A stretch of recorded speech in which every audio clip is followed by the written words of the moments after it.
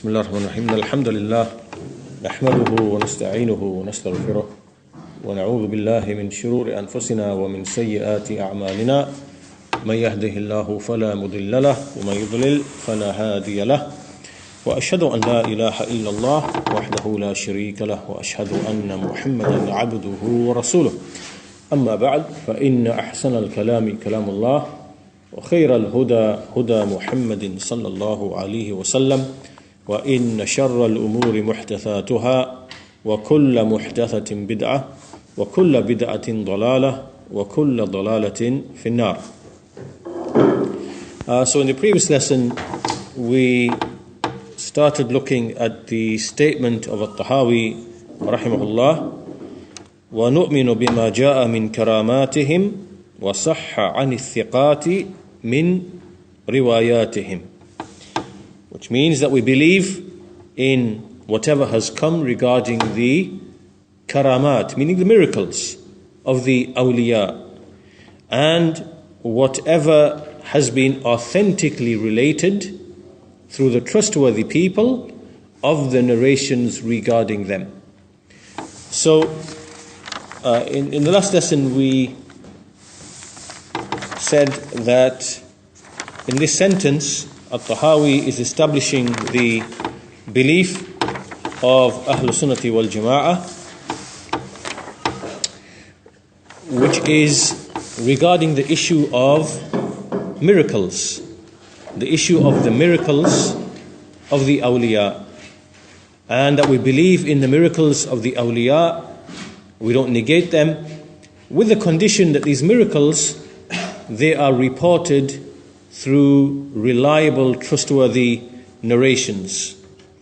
And so we mentioned that the reason why this issue has been mentioned in the books of creed is that there were certain people like the Mu'tazila or the rationalists or the modernists, and they would deny and they would reject the miracles of the awliya. And they said the reason for that, or the argument was that they said that if a wali, if a righteous person, a wali, that if he had miracles, if miracles were to take place at his hand, he would then be confused with a prophet.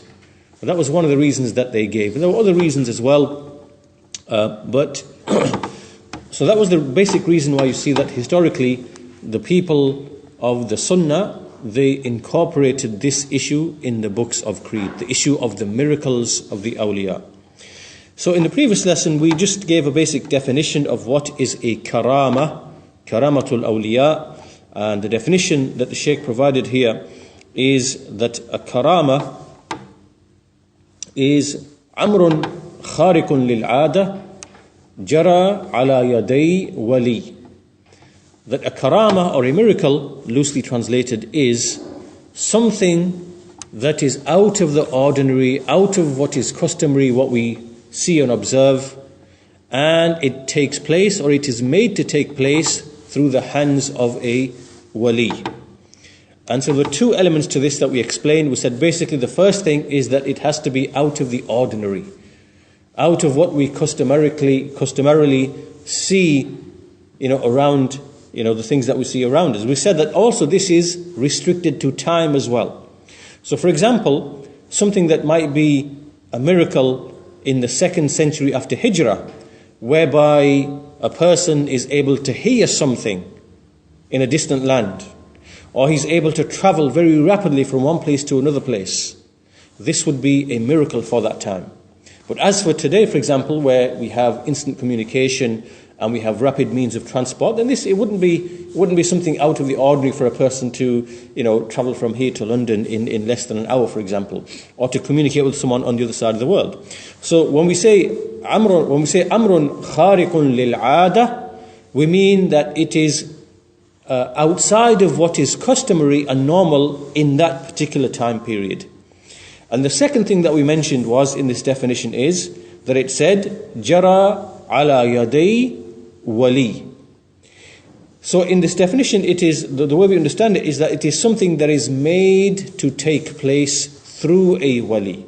It is not the wali himself by way of his any powers or inherent faculties that he has, that, he's able to do something out of the ordinary. Rather, it is something that is made to take place through his hands. And so this is important to make these two distinctions.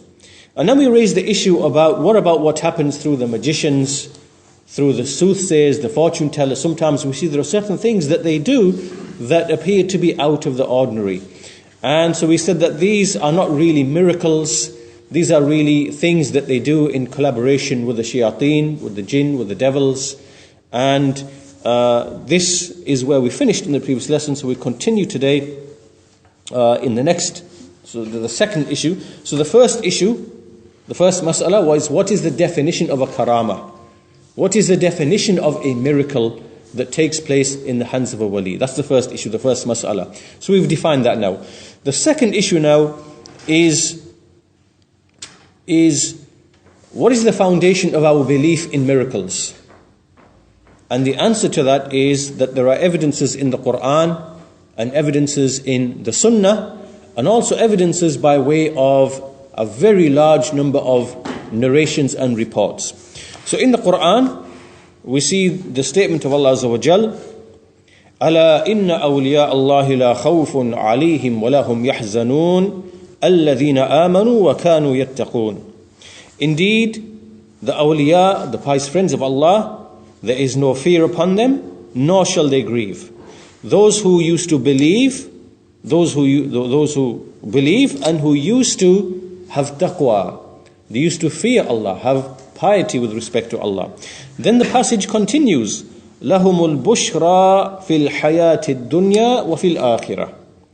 They will have al-bushra, meaning news, glad tidings, good news, in the life of the world and in the hereafter. So here this word, when it says they will have al-bushra in this life and in the hereafter, then included within that would be miracles which sometimes take place with respect to the awliya, the pious, righteous, friends of Allah Azza wa Jal. And likewise the statement of the Messenger of Allah Sallallahu Alaihi Wasallam in the Hadith Qudsi, لا يزال عبدي يتقرب إلي بالنوافل حتى أحبه.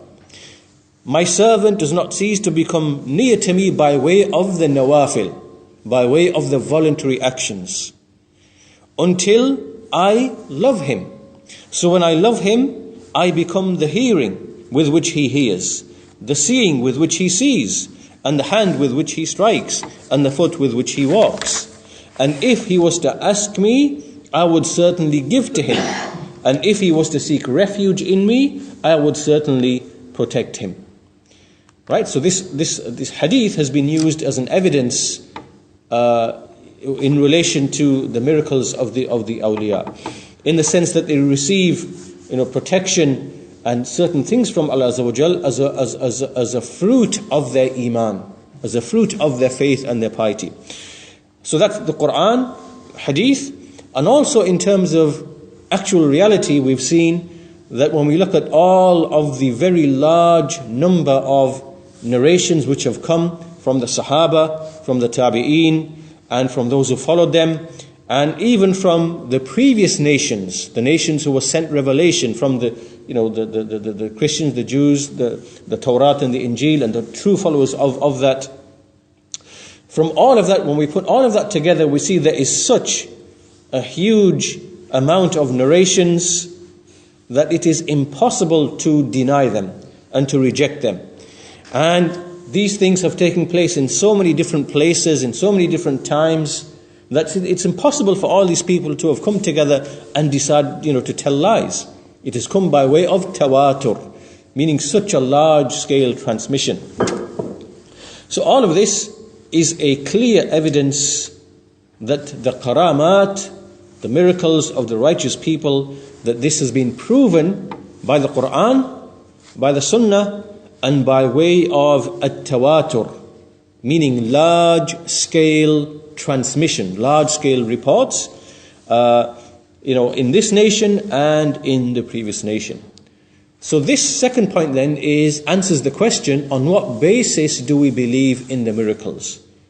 The basis is that it is founded in the Quran, it is founded in the Sunnah, it is founded in actual reality and the narration of these events on such a large scale in this nation and in previous nations.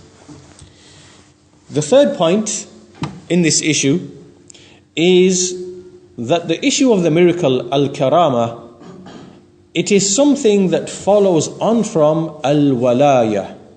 Al-walaya is the friendship and the allegiance and the protection that exists between Allah Azza wa Jal and His righteous servant.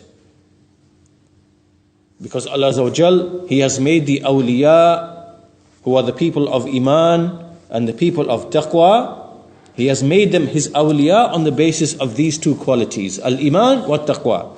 And that's in the verse that we mentioned, Ala inna awliya Allah la khawfun alayhim wa lahum yahzanun. Alladhina amanu wa kanu yattaqun. Indeed, the awliya of Allah, no fear shall be upon them, nor shall they grieve. Those who believe, alladhina amanu, this is iman, wa kanu yattaqun, this is taqwa. So the wali is the one who is given the miracle, is the one who is described by these two qualities, al-iman and at-taqwa. Now if there was a miracle to take place, and we know this person not to be a righteous person, we know that he's not described with iman nor with taqwa, meaning that he's not a believer, nor does he have taqwa if he is a believer, meaning he's known to be a habitual, persistent, sinful person, then we know that this is not a karama.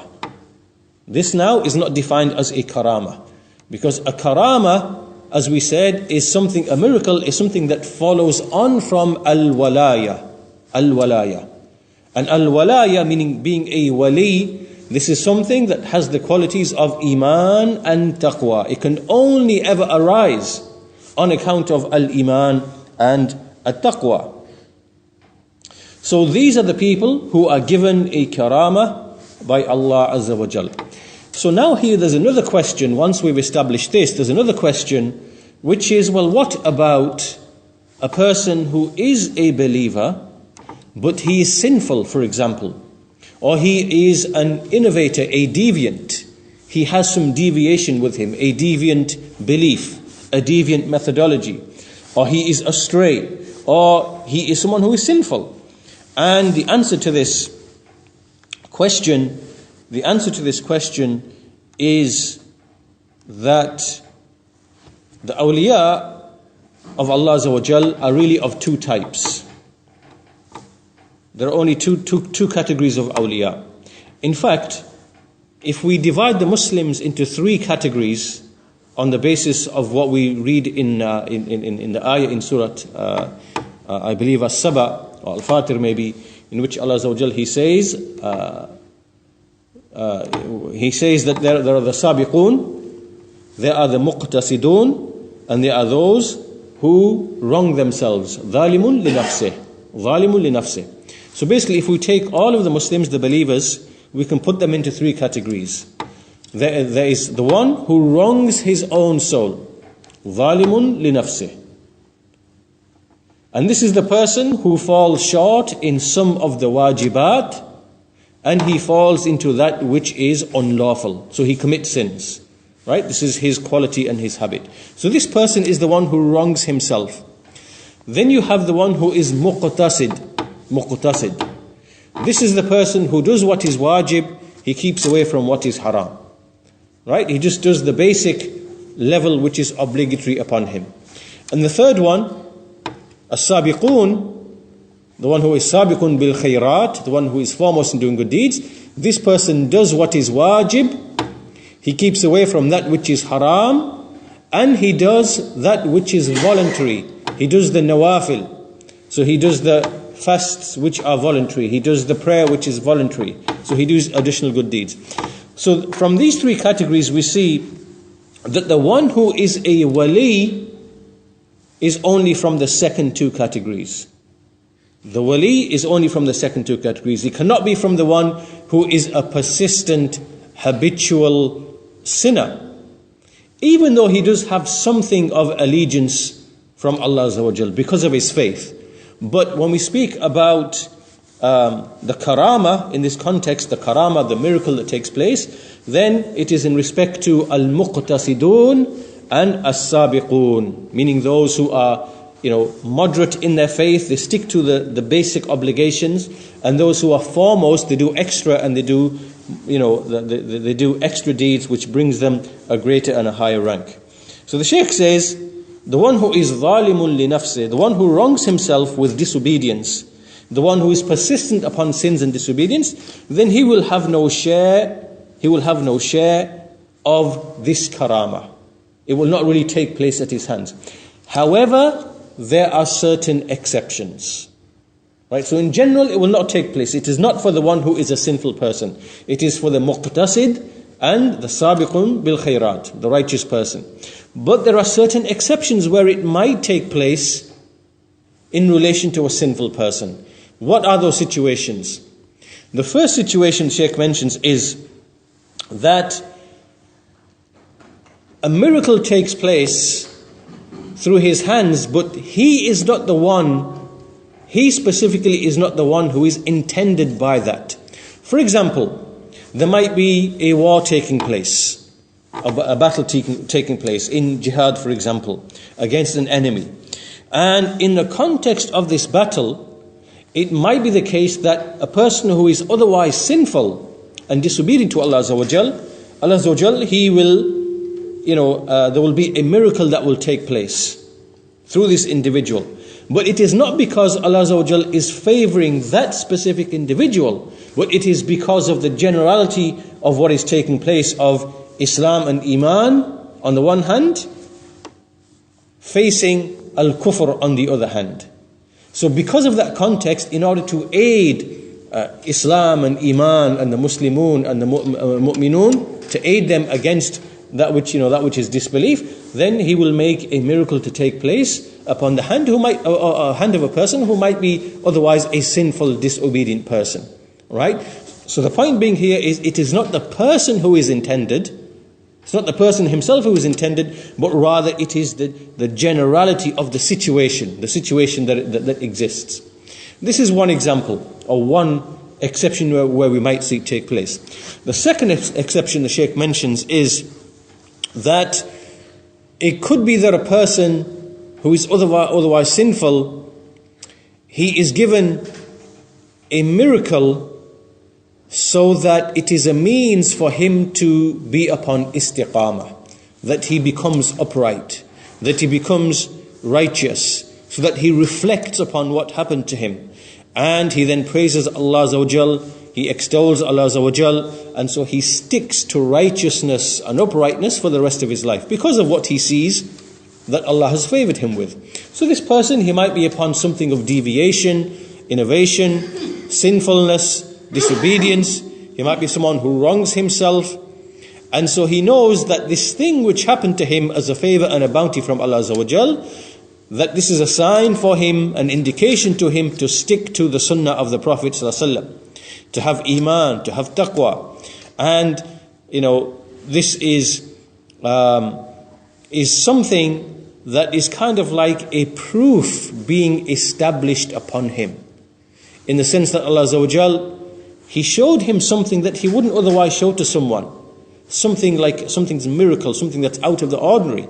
This is like a hujjah upon that individual, that you have seen something that other people would not otherwise see. And this therefore requires and demands from you that you be upright, and that you be righteous, and that you abandon what you were upon previously. So this then is the third point. The third point that we are making here is that al-karama is tied to al-walaya. Al-walaya, which is like an allegiance and a friendship with Allah Azza wa Jal, itself is based upon iman and taqwa, which means that miracles can only really take place with people who are righteous, who are muqtasid in their faith, or who are sabiqun in their faith. As for the zalimun li nafsi, the one who is a sinful, disobedient person who might have some deviation, then this person does not receive miracles in general. However, there may be exceptions that we said, the two exceptions are the two contexts that we mentioned. This now leads us to the fourth issue, the fourth mas'ala, or the fourth issue. And this issue is to do with how do we distinguish then? How do we know the difference between a miracle that has come from Allah Azza wa Jal and something that appears to be extraordinary, which comes from other than the righteous people?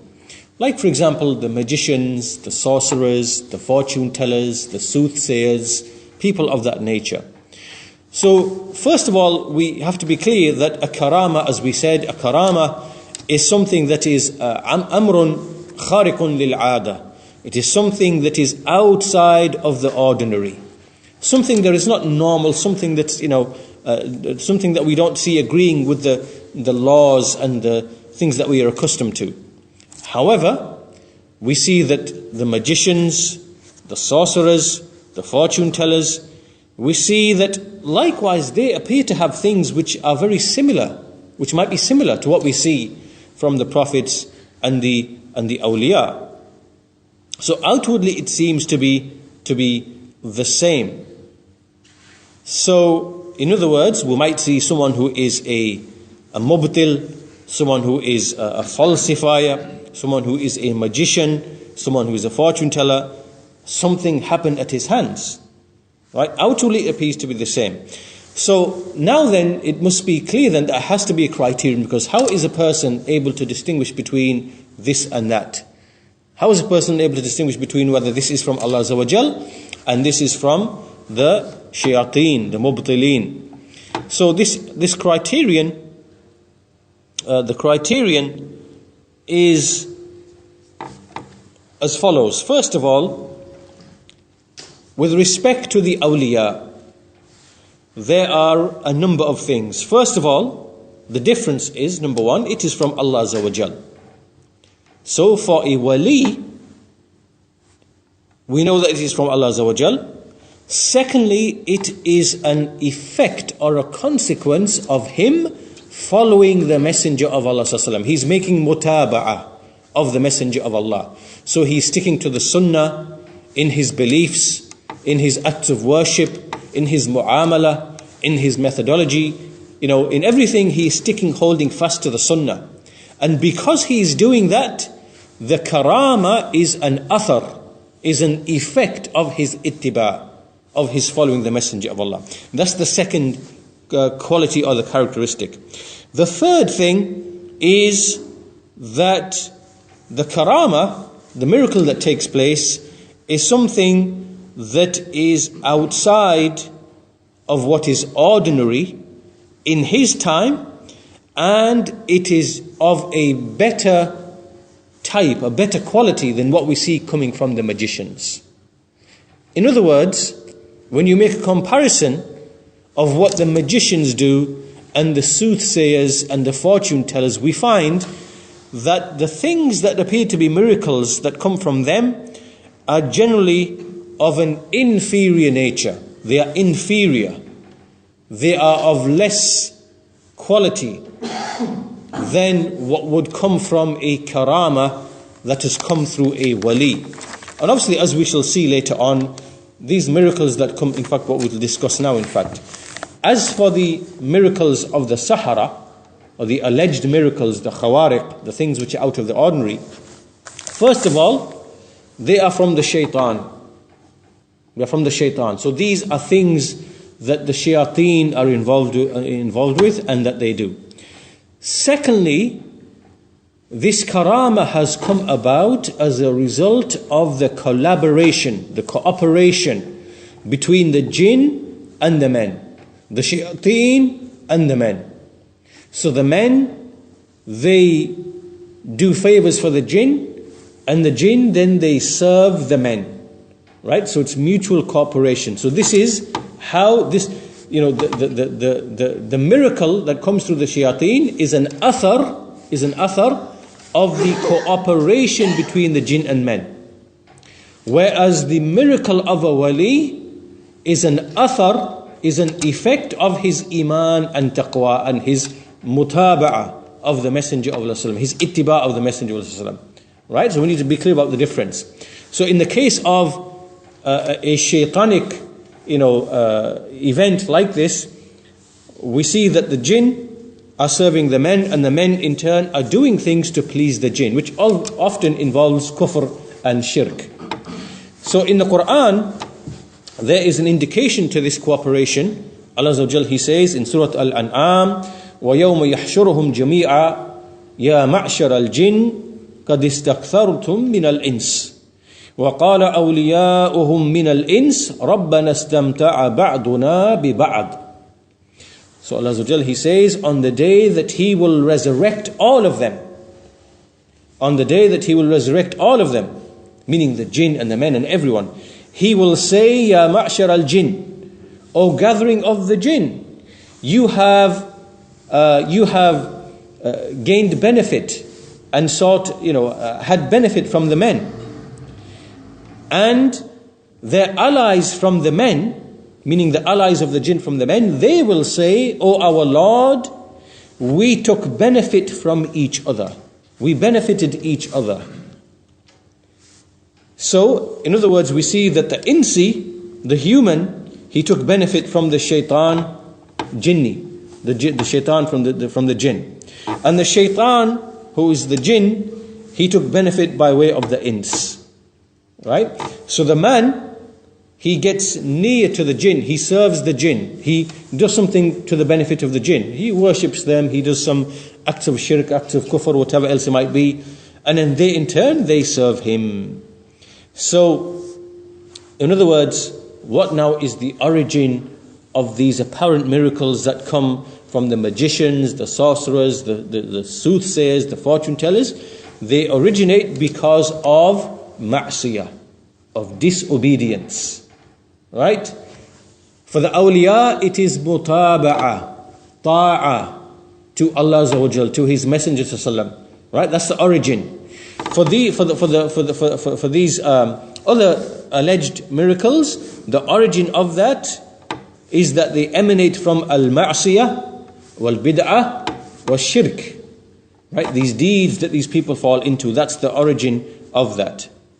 That's the second quality of the alleged miracles of the shayateen, of the shayateen. That's number two. So number one, they are from the shayateen. Number two, they arise as a result of collaboration between the jinn and the men, and this involves ma'siyah to Allah Azza wa Jal, because it involves things which are clear acts of disobedience to Allah Azza wa Jal.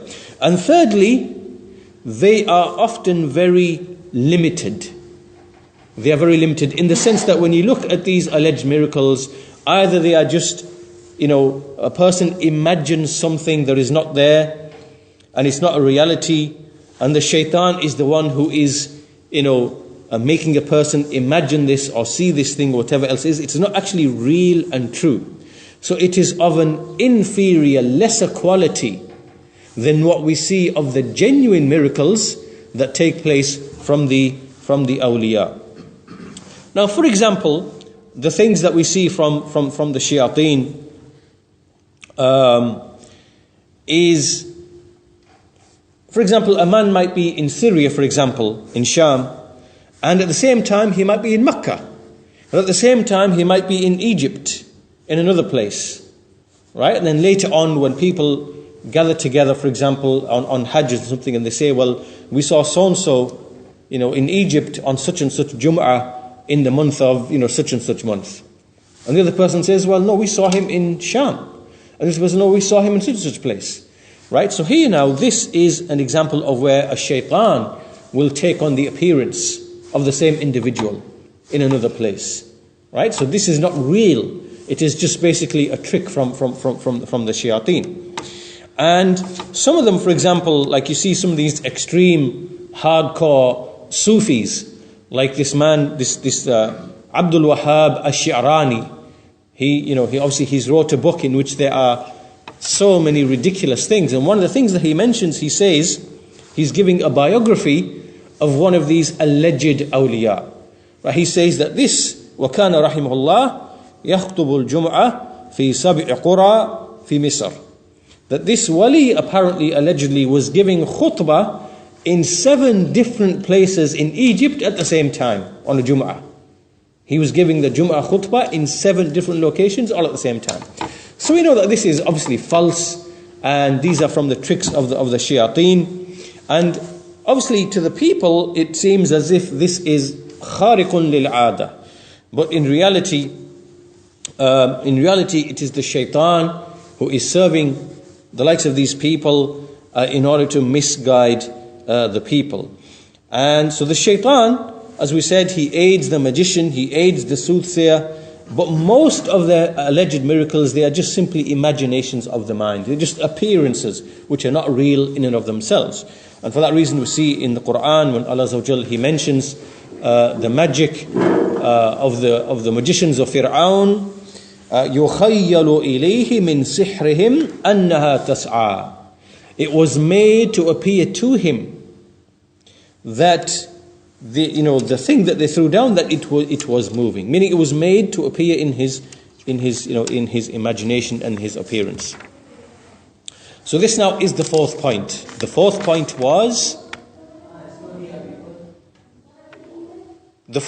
is, what is the asl of the karama? Right? For a wali, the asl of the karama.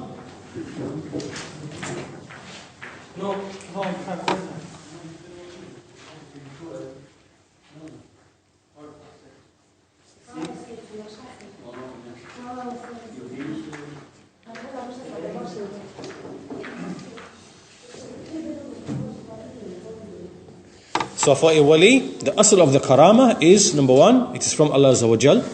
Number 2, it is an athar. It is a consequence of ittiba'.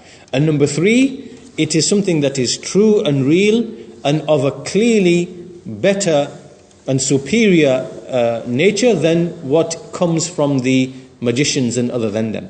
And as for that which comes from the shayateen, number 1, meaning from the magicians, number 1, it is from the shayateen. Number 2, it comes because of collaboration between the jinn and the men. And number 3, it is something that is mostly imaginary and it is not really true and real. Right? So that is the 4th point. That's point number 4. Point number 5 is, now we come to look at the specific types of miracles and the forms that they take. Sorry? We're on point number 5 now. Point number 4 is the one that we discussed, was the differences between the karama of a wali and the karama of a magician. For a wali, it comes from Allah Azza wa Jal. Number 2, it is an effect of his iman. And number 3, it is something that's true and real and of a much better quality than that of the shayateen. And as for the shayateen, the magician, firstly, it comes from the shayateen. Number 2, it is an athar, it is an effect or a consequence of the collaboration between jinn and men. Right? They serve each other in disobedience to Allah Azza wa Jal. And thirdly, it is mostly of an imaginary nature. It's mostly not true and real. Right? It is tricks or imaginations of the mind, the tricks that the jinns play with the minds of the people. Right? So that's point number 4. Point number 5, now we look at the actual nature of the miracles themselves, the karamat. So when we look at the karamat of the awliya, we see that they relate to 2 different things. Either to a person's qudra, meaning it affects his qudra, his ability, his powers. Or it relates to at-ta'thir, meaning the way in which he influences other people. Right? So basically we are saying that the karamat, the miracles that take place, can either be in terms of the qudra, the abilities of an individual, or they can be in the effect that an individual has upon other people. So let's give examples of each of these things. With respect to And also, the second thing to bear in mind as well is that the qudra and ta'thir can apply either to worldly things in the dunya, or they can apply to religious things. Right? So there's four things here now. Right? Miracles generally, they are related to the qudra of a person, or the ta'thir, the effect that he has upon others. And this qudra, this power, and this ta'thir, this effect, can be in relation to pure worldly things, or it can be in relation to religious things pertaining to religion. So an example of qudra in matters of the world. For example, a person, Allah Azza wa Jal, He might allow a person to hear something that other people cannot hear. Or He might allow him to walk in such distances that a normal person is unable to walk. Meaning He gives him such strength in the body. Or he might be able to run in a manner that nobody else is able to run. For example, a person might be fleeing from an enemy, right? And he might run non-stop for 4, 5, 6, 7 days, which a normal person is unable to do, right? So this is now qudra badaniyah. He gives him a strength and a capability in terms of his body.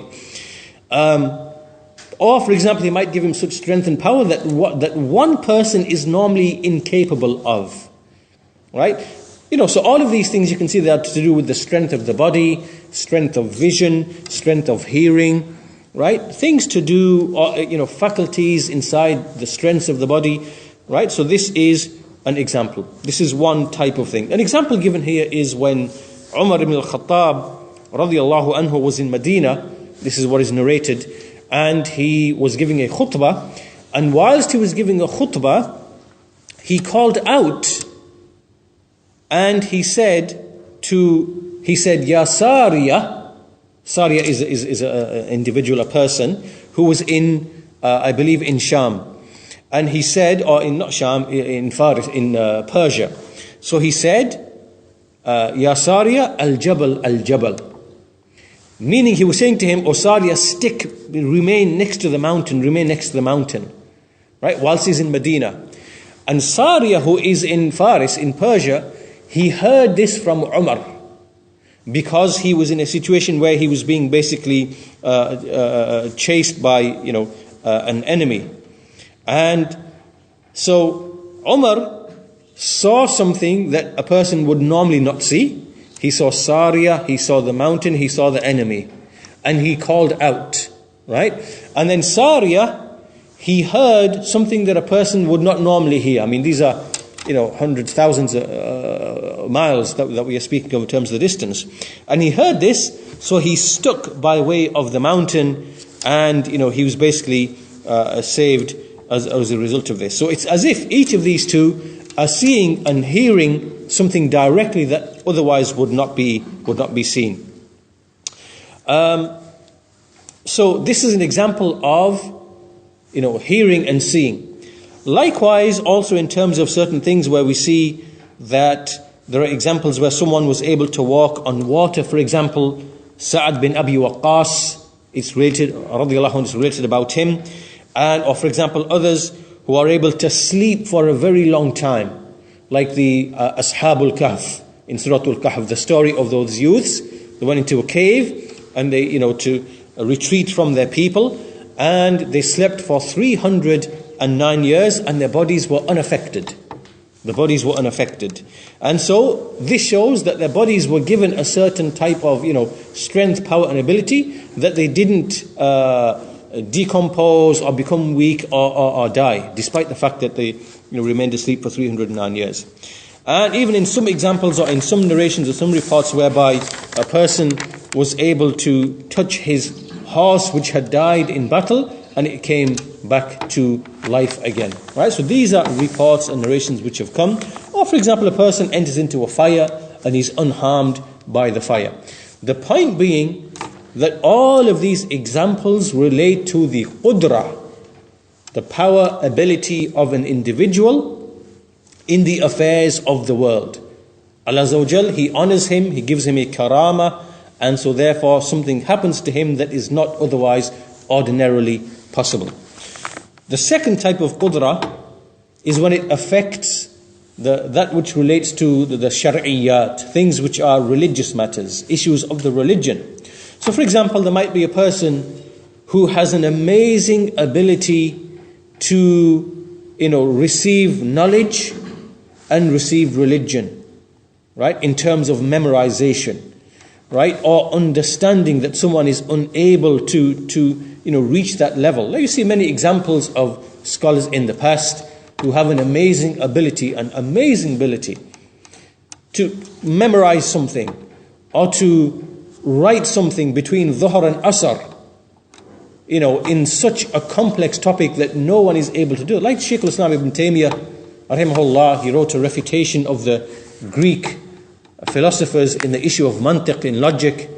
He wrote it between Dhuhr and Asr, a whole volume. You see it in Majmu' al-Fatawa, volume 9 or 10, Kitab al-Mantiq, right?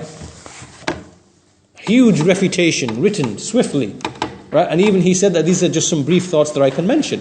So the point being that there are some people who have, in terms of the religious affairs, an amazing ability to acquire ilm, memorization, al-hifz, or al-fahm, or understanding, that a normal person is not able to do. He's quickly able to understand the intent of Allah Azza wa Jal by his verses, or the intent of the Messenger of Allah by way of his statements in the Sunnah that other people are not able to grasp and not able to fathom.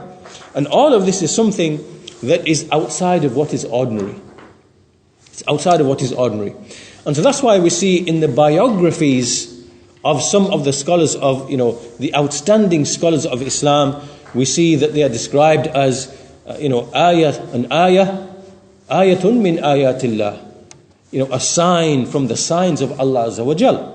Right? Because of, so this is another way in which we can see that the qudra is in terms of religious matters.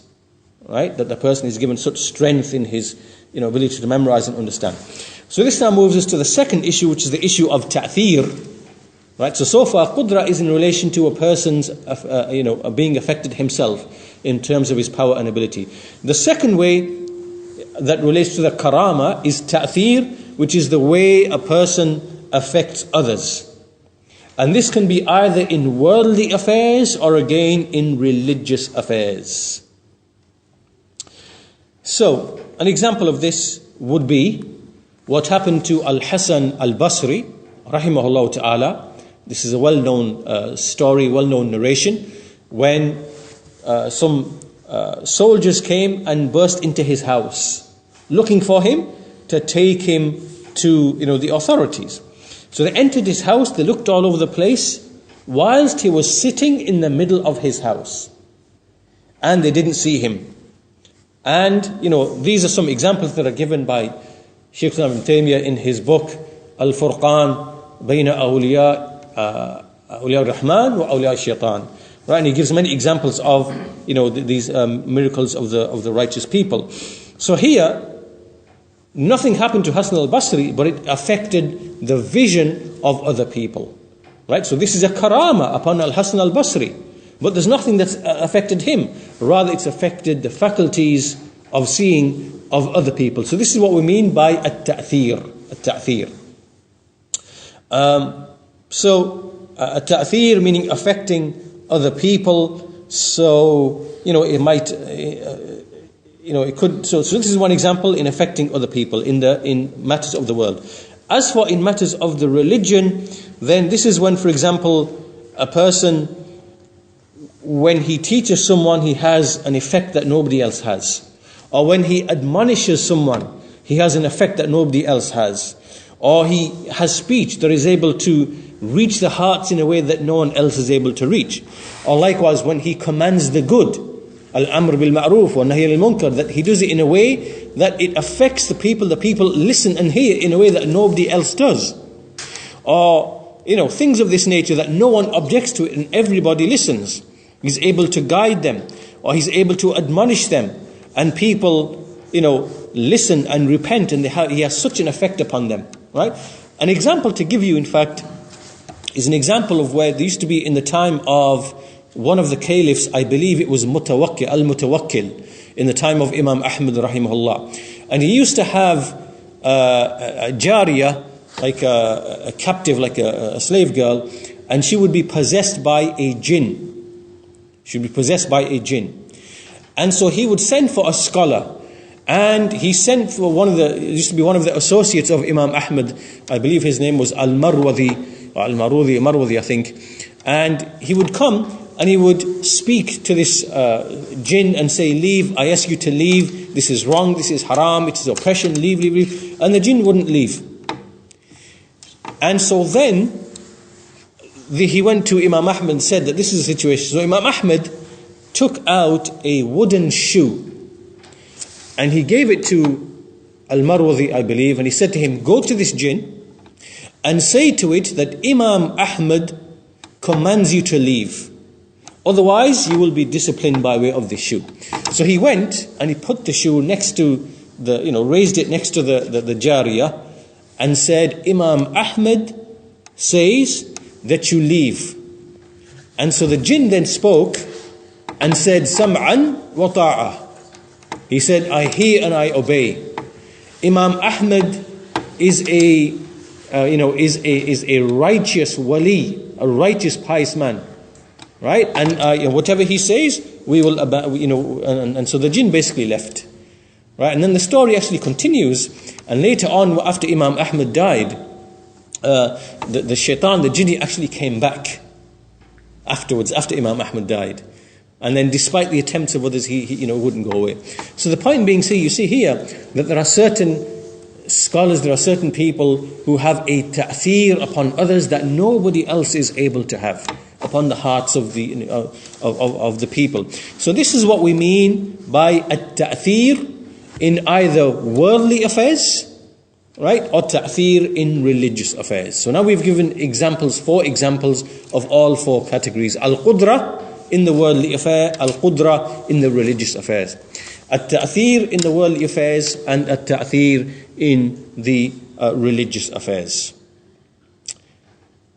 So this is the fifth point then, right? So the point 5, the fifth mas'ala is in relation to the miracle itself, the karama, and how it takes place, right? It can take place in terms of qudra or at-ta'thir.